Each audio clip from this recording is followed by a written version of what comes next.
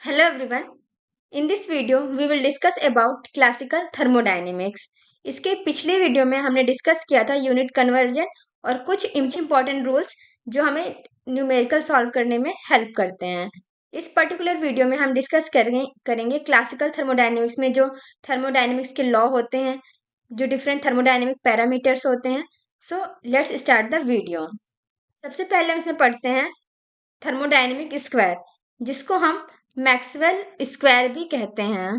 Maxwell square को हमारे पास याद करने का एक ट्रिक है, जो कि ट्रिक है हमारे पास good people have studied under very amazing teacher.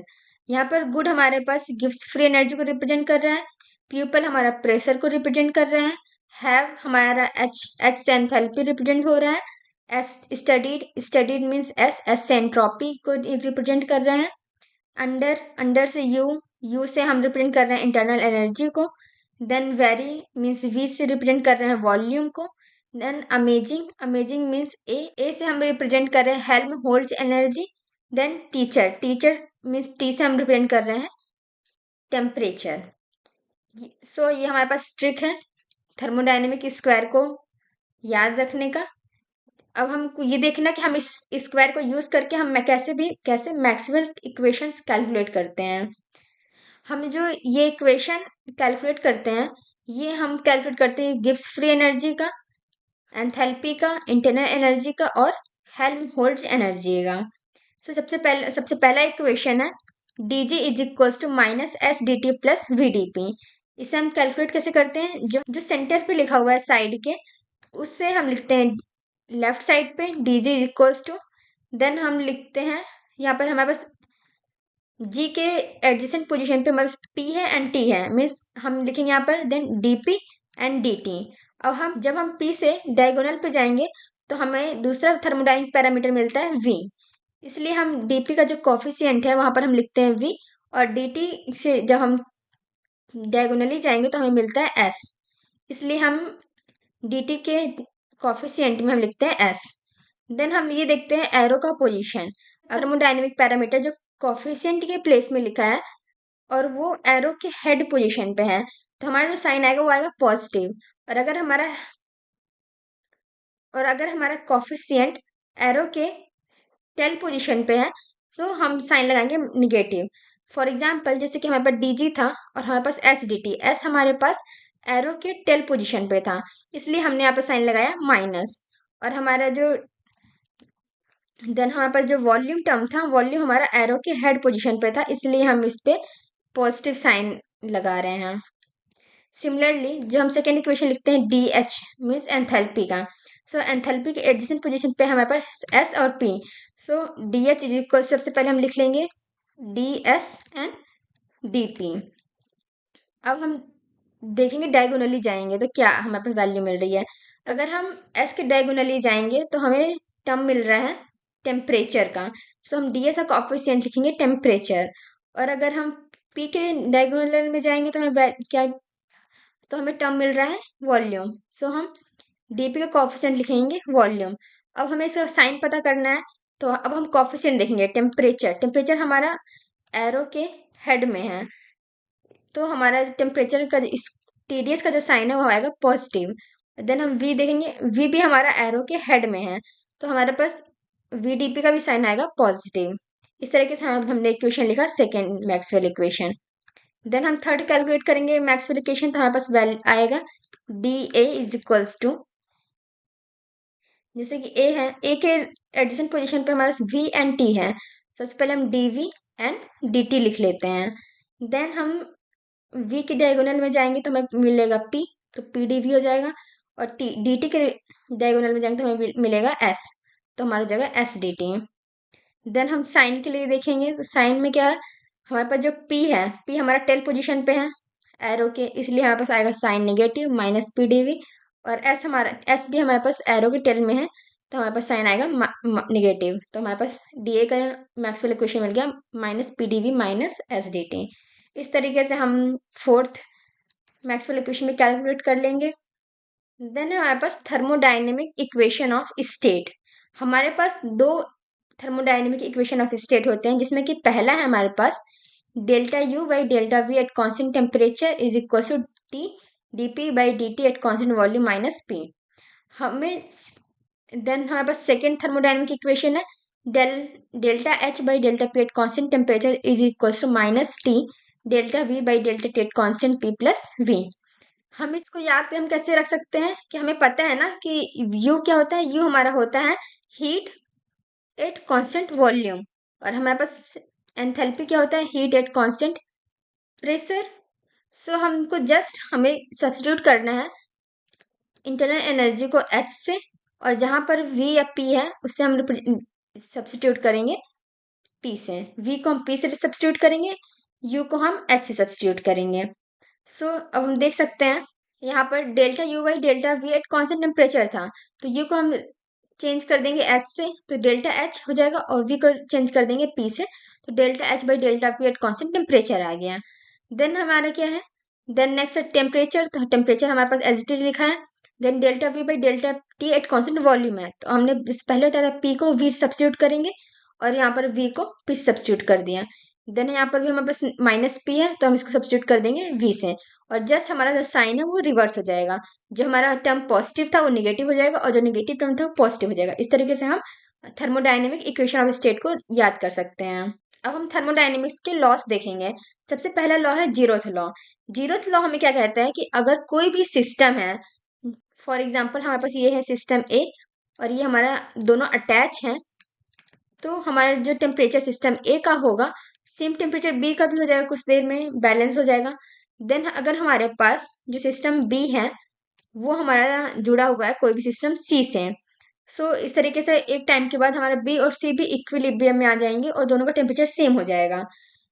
अगर हमारा ए और बी इक्विलिब्रियम में है और बी और सी इक्विलिब्रियम में है, तो इस तरीके से ए और सी भी हमारे पास इक्विलिब्रियम में होंगे।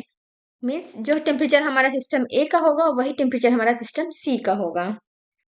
ए एंड सी का टेम्परेचर सेम है, मीन्स अगर आप ए और सी को ज्वाइन कर दें सिस्टम को, तो उसमें कोई भी हीट ट्रांसफर नहीं होगा। क्यों? क्योंकि दोनों का टेम्परेचर सेम है। हीट ट्रांसफर सिर्फ तभी होता है जब किसी एक का टेम्परेचर ज्यादा हो और एक का टेम्परेचर कम हो। देन नेक्स्ट है हमारे पास फर्स्ट लॉ ऑफ थर्मोडायनेमिक्स, जो कि law of conservation of energy. First law हमें क्या कहता है कि energy can neither be created और नॉर बी डिस्ट्रॉयड। मीन्स ना ही आप एनर्जी क्रिएट कर सकते हैं और ना ही एनर्जी को डिस्ट्रॉय कर सकते हैं। एनर्जी सिर्फ एक फॉर्म से दूसरे फॉर्म में ट्रांसफर होती है। फॉर एग्जाम्पल अगर हमारे पास सन से हीट एनर्जी आ रही है, तो हीट एनर्जी को हम यूज करके उसे सोलर एनर्जी में कन्वर्ट करते हैं। देन हम सोलर एनर्जी को यूज करके हम उसको इलेक्ट्रिकल एनर्जी में कन्वर्ट करते हैं। मीन्स हम एनर्जी क्रिएट नहीं कर सकते हैं और इसे डिस्ट्रॉय भी नहीं कर सकते हैं। और हमारा जो कोई भी सिस्टम है, एक आइसोलेटेड सिस्टम है, उसकी एनर्जी हमेशा कांस्टेंट होती है। जैसे कि हम लिख सकते हैं डेल्टा यू टी, मीन्स हमारे पास टोटल इंटरनल एनर्जी सम होता है delta you system plus delta U surrounding. Means हमारा टोटल एनर्जी है वो हमारा सिस्टम और सराउंडिंग की एनर्जी का सम होता है। अगर सिस्टम से एनर्जी का लॉस हो रहा है तो सराउंडिंग उस एनर्जी को गेन करेगा, या फिर अगर सराउंडिंग एनर्जी लॉस कर रहा है तो सिस्टम उस एनर्जी को गेन करेगा। मीन्स हमेशा सिस्टम और सराउंडिंग की एनर्जी जस्ट इक्वल होती है मैग्नीट्यूड में, और साइन अपोजिट होगा, क्योंकि एक गेन करेगा तो दूसरा लॉस करेगा। सो अगर आप सॉल्व करेंगे इसको, तो फॉर एग्जाम्पल अगर हमारे पास डेल्टा यू सिस्टम हमारा इक्वल है माइनस डेल्टा यू सराउंडिंग के, अगर आप इसे सॉल्व करेंगे तो हमारे पास टोटल एनर्जी सिस्टम क्या आएगी, जीरो, क्योंकि कोई भी एनर्जी डेल्टा यू क्या है, means energy change in energy. So change तो हो नहीं रहा है कुछ एनर्जी में, इसलिए हमेशा हमारी एनर्जी कांस्टेंट होती है किसी एक आइसोलेटेड सिस्टम की। देन हमारे पास फर्स्ट लॉ ऑफ थर्मोडायनेमिक्स से इक्वेशन हमें मिलता है D U is equal to D Q plus D W. यहाँ पर यू हमारा इंटरनल एनर्जी है, क्यू हमारा हीट है, और डब्ल्यू हमारे पास वर्क डन है।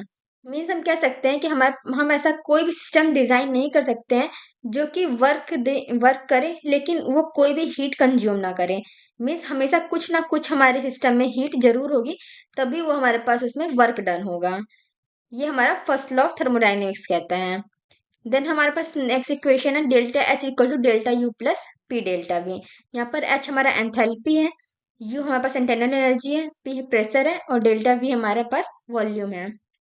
जैसे कि हमें पता है पी वी इक्वल टू होता है एन आर टी, तो अगर हम पी डेल्टा वी कैलकुलेट करें तो ये होगा delta N G R T. Cyclic process के लिए हमारे पास इक्वेशन होगा delta U equal to Q plus W. यहाँ पर Q और W दोनों पाथ फंक्शन है। मीन्स यहाँ पर जो हीट है और वर्क डन दोनों पाथ पर डिपेंड करते हैं, लेकिन यहाँ पर जो चेंज इन इंटरनल एनर्जी है वो हमारा स्टेट फंक्शन है। मीन्स दो पाथ फंक्शन को सम करके हमें क्या मिल रहा है, स्टेट फंक्शन। और साइक्लिक प्रोसेस के लिए हमारा जो इंटरनल एनर्जी का वैल्यू है वो होता है 0। क्योंकि अगर कोई रिएक्शन है जो कन्वर्ट हो रही है ए से बी में, बी से सी में, देन वो अगेन कन्वर्ट होगी सी से ए में। मीन्स जो ओवरऑल कोई एनर्जी का चेंज नहीं हो रहा है, जितनी एनर्जी यूज हो रही थी उतनी कंज्यूम हो रही है और उतना ही वापस मिल रहा है। और मैंने पहले ही बोला था किसी भी आइसोलेटेड सिस्टम के लिए टोटल एनर्जी क्या होती है, 0। इसलिए हमारे पास डेल्टा यू इक्वल हो जाएगा क्यू प्लस डब्ल्यू, और ये हो जाएगा हमारी 0। सो हम Q is equal to minus W लिख सकते हैं। मीन सिस्टम जितना हीट सराउंडिंग से एब्जॉर्ब कर रहा है उतना ही हमारा जो सिस्टम है वो वर्क डन कर रहा है सराउंडिंग के ऊपर। मीन्स अगर सराउंडिंग से एनर्जी ले रहा है तो हमारा जो सिस्टम है वर्क भी कर रहा है सराउंडिंग के ऊपर। इस तरीके से हमारे पास साइक्लिक प्रोसेस में होता है delta U is equal to 0। Then adiabatic process के लिए क्या होता है, एडियाबैटिक प्रोसेस में हमारे पास हीट क्या होता है, कांस्टेंट। मीन्स जो हीट में कोई चेंज नहीं होता है, क्यू हमारा 0 हो गया। सो अगर हम इसको इक्वेशन सॉल्व करें क्यू प्लस डब्ल्यू, अगर क्यू हमारे पास 0 है तो डेल्टा यू हमारा इक्वल होगा डब्ल्यू के। इस तरीके से हमारे पास ये इक्वेशन आया यहाँ पे, delta U is equal to W for adiabatic system. Then heat capacity का फॉर्मूला होता है Q by delta T. Then अगर हम स्पेसिफिक हीट कैपेसिटी निकाल रहे हैं तो हमारा जो वेट है सब्सटेंस का उससे डिवाइड कर देंगे, और अगर मोलर हीट कैपेसिटी निकालेंगे तो हम N means number of mole से डिवाइड कर देंगे।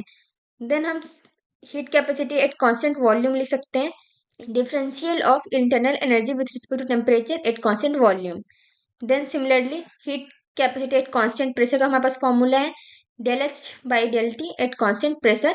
और हमेशा जो हीट कैपेसिटी है एट कांस्टेंट प्रेशर पे वो हमेशा ज़्यादा होती है heat capacity at constant volume से। क्यों? क्योंकि जो हमेशा हमारी जो हीट है एट कांस्टेंट प्रेशर हमेशा ज़्यादा होती है एट कांस्टेंट वॉल्यूम से।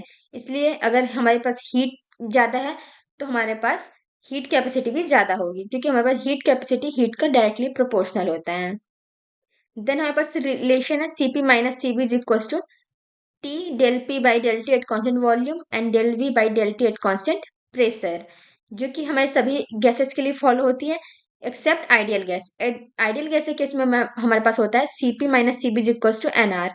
और अगर हम C P minus C V सब दोनों साइड पे अगर हम एन से डिवाइड कर दें तो हम सी पी बाई एन को हम मोलर हीट कैपेसिटी लिख सकते हैं।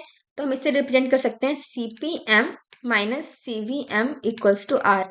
तो हम रियल गैस के लिए हम C P minus C P M minus C V M equals to R equation भी लिखते हैं। देन हमारे पास नेक्स्ट फॉर्मूला है आइसोबारिक थर्मल एक्सपेंशन कॉफिशिएंट, जो कि है alpha is equals to 1 by V del V by delta constant pressure and isothermal compressibility factor, जो इसका इक्वेशन है v equals to minus 1 by V del V by del P at constant temperature. ये बहुत ज़्यादा important formula है। अगर आप alpha beta को डिवाइड कर दे तो हमारे पास इक्वेशन मिलेगा del P by del T at constant volume. ये बहुत ज़्यादा इंपॉर्टेंट है। देन हमारे पास है जूल्स कॉफिशिएंट। ये हमारे पास सभी टाइप की गैसेस के लिए एप्लीकेबल है, जो कि होती है जूल कॉफिशिएंट की value delta T by delta V at constant U. Then हम इसे लिख सकते हैं minus 1 by C V delta U by delta V at constant temperature. हमारे पास delta U by delta V at constant T, जो कि थर्मोडायनेमिक्स का फर्स्ट इक्वेशन ऑफ स्टेट है। इसे हम लिख सकते हैं T del P by del T at constant V minus P, जो कि हमने इस स्टार्टिंग में देखा था। देन हमारे पास है जूल्स कॉफिशिएंट की वैल्यू 0 फॉर आइडियल गैस। जो हमारे पास सभी गैसेस हैं एक्सेप्ट आइडियल गैस, उसके लिए हमारे पास ये जो ऊपर वाला फॉर्मूला है ये यूज होगा। लेकिन अगर हमारे क्वेश्चन में गिवन है आइडियल गैस, देन हम यूज करेंगे जूल्स कॉफिशिएंट की वैल्यू 0। देन नेक्स्ट है जूल्स थॉमसन एक्सपेरिमेंट, जिसमें कि जूल थॉमसन ने बोला था कि अगर कोई भी गैस हाई प्रेशर से लो प्रेशर की तरफ जा रही है सो हमारा गैस जो होगा एडियाबैटिकली एक्सपैंड होगी। और अगर कभी भी एडियाबैटिकली एक्सपेंशन हो रहा है तो हमेशा कूलिंग होगा। एडियाबैटिक एक्सपेंशन क्या होता है, मीन्स हीट हमारे पास कांस्टेंट होगी, कोई भी सिस्टम के लिए हीट चेंज नहीं हो रही है, हीट कांस्टेंट है, और जस्ट हमारे पास प्रेशर जो है हाई से लो की तरफ जा रहा है, तो हमारा जो कूलिंग प्रोसेस टेक्स प्लेस होगा। देन हमारे पास जूल्स थॉमसन कॉफिशिएंट है जो कि delta T by delta P at constant H लिख सकते हैं। देन हम इसे लिख सकते हैं equation -1 by C P del H by del P at constant T, और ये हमारे पास थर्मोडाइनमिक्स का सेकेंड इक्वेशन ऑफ स्टेट है, जिसे हम लिख सकते हैं -T del V by del T at constant P plus V. ये हमारे पास ऑल गैसेस के लिए हैं except ideal gas. Ideal gas के लिए हमारे पास जो जूल थॉमसन कोफिशिएंट है उसकी वैल्यू होगी 0। देन नेक्स्ट हमारे पास for real gas, real gas के लिए हम लिख सकते हैं जो हमारे पास थर्मोडाइनमिक इक्वेशन ऑफ स्टेट की वैल्यू है B-2A बाई आर टी आती है। जस्ट हम जब सॉल्व करेंगे रियल गैस का इक्वेशन और हम निकालेंगे delta H by delta P at constant temperature, तो हमें वैल्यू मिलेगी B-2A by R T. Then next है इन्वर्जन टेम्परेचर। इन्वर्जन टेम्परेचर एक ऐसा टेम्परेचर जिस पर ना ही हीटिंग होता है और ना ही कूलिंग होता है, उस टेम्परेचर को हम कहते हैं इन्वर्जन टेम्परेचर, जिसका फॉर्मूला है inversion temperature is equal to 2A by R B. अगर हमारा जो सिस्टम है उसका टेम्परेचर इन्वर्जन टेम्परेचर से ज़्यादा है तो हमारा हीटिंग होगा, तो हमारे पास जो जूल थॉमसन कोफिशिएंट है उसकी वैल्यू आएगी निगेटिव। और अगर हमारे पास सिस्टम का टेम्परेचर कम है इन्वर्जन टेम्परेचर से, तो हमारे पास सिस्टम में कूलिंग होगा, जिसमें कि हाँ जूल थॉमसन कोफिशिएंट की वैल्यू पॉजिटिव आएगी। देन नेक्स्ट है इक्विपार्टीशन थ्योरम, जिसमें कि हमारे पास डिफरेंट डिग्री ऑफ फ्रीडम होते हैं, for example translational, rotational and vibrational. इसमें सभी का कंट्रीब्यूशन होता है सिस्टम पे। जो ट्रांसलेशनल डिग्री ऑफ फ्रीडम इसका कंट्रीब्यूशन होता है 3R/2। देन रोटेशनल क्या होता है, लीनियर के केस में 2R/2 जिसको हम R भी लिख सकते हैं, और नॉन लीनियर के केस में होता है 3R/2। देन वाइब्रेशनल केस में अगर लीनियर है तो हमारे पास कंट्रीब्यूशन होगा 3n-5R, and non linear case में 3n-6R। ये होगा हमारे पास हाई टेम्परेचर पे, और एट लो टेम्परेचर हमारे पास वैल्यू होगी 0। देन हमने आइडियल गैस का इक्वेशन हमने ऊपर भी देखा था, CPm minus CVm is equal to R। और देन जो हमारे पास हीट कैपेसिटी का रेशियो होता है मीन CP/CV, इसको हम लिखते हैं गैमा से, और गैमा हमारा होता है एडियाबैटिक इंडेक्स। और हमेशा हम जो एडियाबैटिक इंडेक्स है इसको कैलकुलेट करते हैं लो टेम्परेचर पे। हमारे पास गैसेस होती हैं डिफरेंट डिफरेंट टाइप की, for example monoatomic gas. Monoatomic gas के केस में जब हमारे पास एडियाबैटिक इंडेक्स की वैल्यू आती है वो आती है 1.66, और डायटोमिक के केस में आती है वैल्यू 1.4। अगर हमारे पास मिक्सचर ऑफ गैसेस है सो हम निकाल सकते हैं heat capacity at constant volume N1 CV1 plus N2 CV2 plus, for example जितनी भी गैसेस हैं divide by N1 plus N2 and so on. और अगर हमें CP निकालना है तो जस्ट हम इक्वेशन यूज करेंगे CP minus CV is equals to NR। Then हमारे पास कुछ वर्क डन के फॉर्मूले हैं, जो कि होता है हमारे पास आइसोथर्मल वर्क जो होता है हमेशा ज़्यादा होता है एडियाबैटिक के केस में। फॉर एग्जाम्पल सबसे पहला है प्रेशर वॉल्यूम वर्क, जिसका फॉर्मूला है work is equals to -P external V2 minus V1।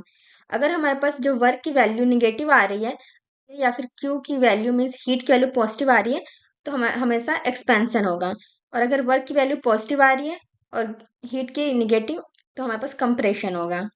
Then next type of work है आइसोथर्मल रिवर्सिबल एक्सपेंशन, जिसमें होगा W is equals to minus NRT ln V2/V1।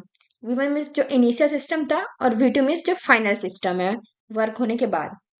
Then next है isothermal irreversible expansion, ये हमारा just similar है pressure volume work की तरह, W is equals to -P external V2 minus V1। Then है reversible adiabatic expansion, यहाँ बस formula है आइसोथर्मल आइसोथर्मल एक्सपेंशन के केस में बस फॉर्मूला होता है PV is equals to NRT, जो कि आइडियल गैस का इक्वेशन है। लेकिन जो हमारे पास एडियाबैटिक एक्सपेंशन है उसके केस में हमारे पास जो बस गैस का इक्वेशन है वो होता है TV gamma -1 is equals to constant, PV gamma is equals to constant and T gamma P1 minus gamma is equals to constant. इस तरीके से हमारे पास जो वर्क का फॉर्मूला आता है 1/γ-1। गैमा हमारे पास यहाँ है CP और CV का रेशियो, देन है P2V2 माइनस P1V1, या फिर second equation NR γ-1 T2 minus T1 temperature के रिस्पेक्ट में। देन हीट कैपेसिटी के रिस्पेक्ट में बस इक्वेशन है NCVM dt। हमें बस रिलेशन देखना है कि हमें वर्क का किस थर्मोडायनेमिक पैरामीटर के रिस्पेक्ट में हमें रिलेशन चाहिए। अगर प्रेशर वॉल्यूम के रिस्पेक्ट में चाहिए तो हम ये फर्स्ट फॉर्मूला यूज करेंगे, अगर टेम्परेचर के रिस्पेक्ट में चाहिए तो हम ये वाला फॉर्मूला यूज करेंगे, या फिर हीट कैपेसिटी के रिस्पेक्ट में हम work is equal to NCVM dt use करेंगे। देन नेक्स्ट है इरिवर्सिबल एडियाबैटिक एक्सपेंशन। इसमें हमारे पास जो वर्क का फॉर्मूला है minus P external V2 minus V1, और जब हमारा इंटरनल प्रेशर एक्सटर्नल प्रेशर से ज़्यादा है तो हमारा जो वर्क का फॉर्मूला होगा minus P external V2 minus V1 होगा। और अगर फ्री एक्सपेंशन हो रहा है मीन्स कोई भी एक्सटर्नल प्रेशर अप्लाई नहीं हो रहा है तो हमारा जो वर्क होगा 0 होगा। देन नेक्स्ट है किरचॉफ इक्वेशन। ये हमारे पास किरचॉफ इक्वेशन है। फॉर एग्जांपल हमारे पास कोई भी रिएक्शन है A से B, इसमें एंथैल्पी H1 और B का enthalpy H2। So total enthalpy हमारे पास होगा, इसका इंटीग्रेशन करेंगे, ऐसे हमारे बहुत सारे रिएक्शन पॉसिबल है। So H1 to H2 D delta H and T1 to T2 del CP dt। इसको हम लिख सकते हैं delta H2 minus delta H1 equal to delta CP T2 minus T1। Then हमारे पास हीट कर लिख सकते हैं equation delta E2 minus delta E1 equal to delta CP by T2 minus T1। हमें पता है जो डेल्टा H होता है वो हमारे पास होता है हीट एट कांस्टेंट प्रेशर, और हमारे पास जो एनर्जी है एंथैल्पी वो बस हीट होता है एट कांस्टेंट वॉल्यूम। पर हम delta E2 minus delta E1 को हम delta U2 minus delta U1 भी लिख सकते हैं।